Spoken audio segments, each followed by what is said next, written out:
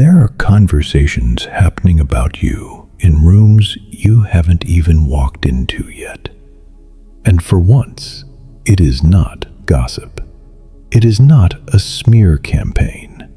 It is absolute, quiet, stunned disbelief. People are looking at the timeline of your life. They are looking at the sheer amount of weight that was suddenly dropped on your shoulders. They are looking at the betrayals, the setups, the financial hits, and the people who tried to publicly humiliate you. They are analyzing the fire you just walked through, and they are all coming to the exact same conclusion. They are looking at each other, shaking their heads, and saying, "They have got mad heart." I want to sit down and talk about what that phrase actually means in the spiritual dimension, because it is the greatest compliment your enemies could ever accidentally give you. In the physical world, having heart means you don't back down from a fight. It means you are tough. But in the spiritual world, having mad heart means something entirely different. It means you survived a psychological war zone, and you absolutely refuse to let a cold world turn you cold. Think about the exact psychological calculation your enemies made when they betrayed you. Toxic people, narcissists, and manipulators operate through projection. They assume that everyone else is just as fragile, vindictive, and emotionally bankrupt as they are. So, when they launched their attack on your life, they fully expected you to break. They expected the trauma to change your spiritual DNA. They were waiting for you to become bitter. They were waiting for you to jump on social media and start throwing mud. They wanted you to become paranoid, cynical, and cruel, because if they could turn you into a monster, it would justify the monstrous things they did to you. They wanted to look at their friends and say, "See, I told you they were crazy. I told you they were toxic." But you completely ruined their math. Instead of becoming bitter, you became incredibly quiet. Instead of seeking revenge, you sought God.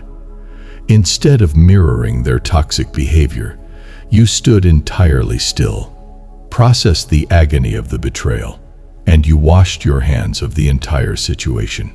This brings us to a deep psychological phenomenon that you need to recognize inside yourself today. I call it emotional alchemy. An alchemist is someone who takes base metals and turns them into solid gold. A psychological alchemist is someone who takes the toxic, poisonous energy that was thrown at them and converts it into wisdom, grace, and bulletproof boundaries. When a toxic person abuses a normal person, the normal person often internalizes that abuse. The trauma becomes a virus. They become hyper-defensive. They put a massive concrete wall around their heart, and they end up hurting the next person who tries to love them. The saying, hurt people, is a very real psychological cycle. But when that virus hit your spiritual immune system, it died. You refused to pass the pain down the line. You looked at the damage they caused, and you made a silent, ironclad decision. This cycle ends with me. I am not going to let their darkness put out my light. I am going to keep my heart soft, but I am going to make my boundaries incredibly sharp. Do you have any idea how terrifying that level of emotional alchemy is to a manipulator? They are watching you from a distance right now, and they are deeply intimidated. They realize that they threw their absolute worst weapons at you. They hit you directly in the chest, and you didn't even flinch. You didn't lose your capacity to love. You didn't lose your empathy. You didn't lose your faith in humanity or your connection to the Creator. You just lost your tolerance for disrespect. Having mad heart doesn't mean you are a naive pushover who just takes abuse with a smile.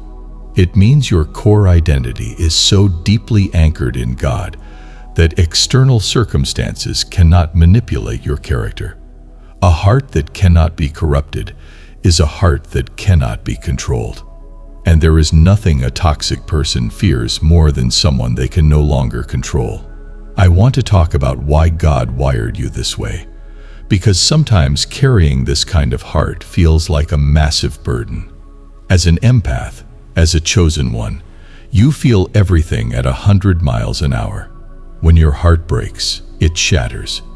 When you love with a terrifying intensity. There were probably nights where you lay awake crying, asking God why He made you so sensitive. You probably begged Him to make you numb. You thought that if you could just stop caring so much, the pain would finally stop hurting. God did not make you numb because the world is already freezing to death. The world is full of people who closed their hearts off decades ago.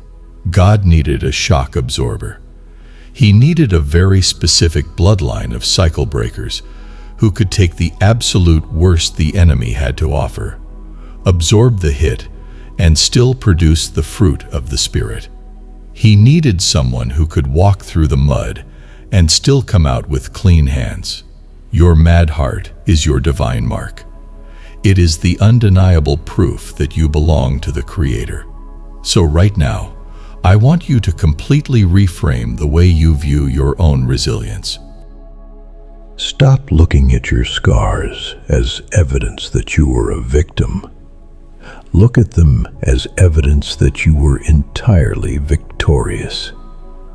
The enemy sent people into your life to literally assassinate your character and destroy your capacity to love, and they failed miserably. You won the ultimate victory. You kept your soul intact. The people whispering about you right now are right. You do have mad heart. You have a resilience that defies human logic. You are currently glowing up, elevating, and moving into a season of massive financial, emotional, and spiritual wealth. And you are doing it with the exact same pure heart you had on day one.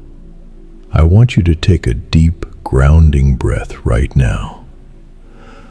Roll your shoulders back. Feel the incredibly steady, powerful beat of that heart in your chest.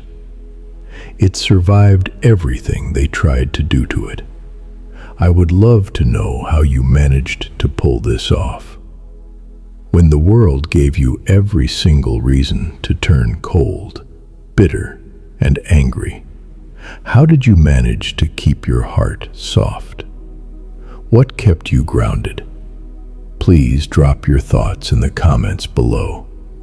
Your perspective is going to be the exact medicine someone else needs to read today to stop themselves from building a wall around their own heart. Keep glowing. Keep setting those sharp boundaries, and never apologize for the size of your heart. I am so incredibly proud of you, and we will talk again soon.